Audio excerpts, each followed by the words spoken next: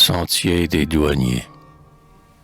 Pardique au sang vallon, oh que ta mère est belle. Quand les trois sentiers qui serpentent près d'elle, on regarde les flots l'un par l'autre pousser, en anneaux blanchissants se briser à ses pieds, et comment s'essayer à laver leur rivage, par les bonds dont sans cesse ils assaillent la plage. Quel bruit retentissant, comme ils sont cadencés, ces sons qui du rivage à l'oreille apportés, la caresse sans fin de leur rude harmonie.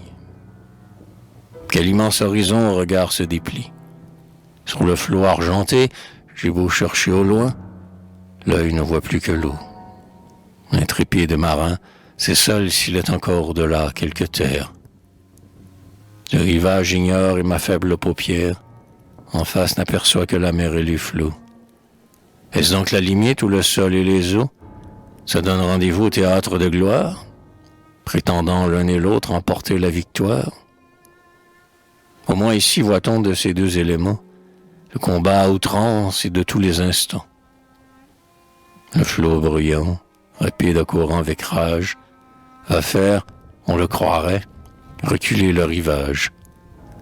Celui-ci, sans céder au terrible élément, ne cesse d'opposer son immobile flanc.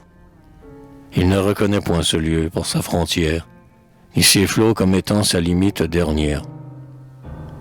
Voyez ces bâtiments qui cinglent vers le nord. Que vont-ils en effet chercher?